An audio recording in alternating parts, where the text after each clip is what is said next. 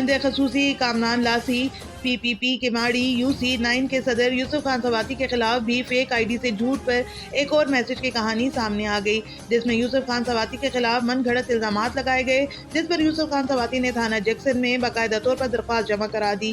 Police special branch rangers SI UCTD اور rangers افسران اس پر نوٹس لیں۔ کیا فیس بک کی ID قانون نافذ کرنے والے اداروں سے زیادہ طاقتور ہے؟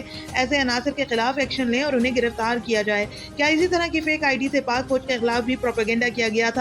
یعنی اس طرح کے شرپسند عناصر ملک دشمنوں سے رابطوں میں ملوث ہو سکتے ہیں، جو پولیس افسران اور اہلکاروں کے خلاف بھی بھرپور پروپیگنڈا کر چکا ہے۔ اس کے بعد سیاسی شخصیات کے خلاف پروپیگنڈا کر کے قانون نافذ کرنے والے اداروں کو گمراہ کرنے کے لیے متعارف ہے۔ اس فیک ID سے پہلے کماڑی کی سیاسی شخصیت اور پولیس کو نشانہ بنایا گیا، بعد میں شیریں جناح کالونی کی سیاسی شخصیات کو انتقامی نشانہ بنایا گیا۔ اس کے بعد اگلا ہدف کیا ہے معلوم نہیں۔ فیس بک پر جیکسن کماڑی نیوز کے نام سے بنائی فیک ID پر کماڑی کی سیاسی، سماجی اور معزز شخصیات کے خلاف پروپیگنڈا جلد بے نقاب ہونے جا رہا ہے۔ Pakistan peoples party district south PS 110 UC13 کے وائس چیئرمین وسیم گل جدون اور سینئر رہنما عدنان گل جدون کے خلاف من گھڑت میسیجز چلا کر کردار کشی کی گئی، جس پر سیاسی شخصیات میں شدید غم و غصہ پایا جانے لگا۔ تاہم اس حوالے سے FIA سائبر کرائم سے رابطہ تحریری شکایات درج کی گئی ہیں، جبکہ اس فیک ID استعمال کرنے والے سلاخوں کے پیچھے ہوگا سیاسی حلقے۔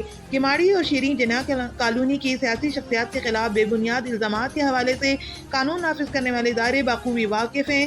اس طرح کی فیک ID سے کسی کی کردار کشی کر کے سیاسی ساکھ کو کبھی نقصان نہیں پہنچے گا۔ سیاسی شخصیات کا رد عمل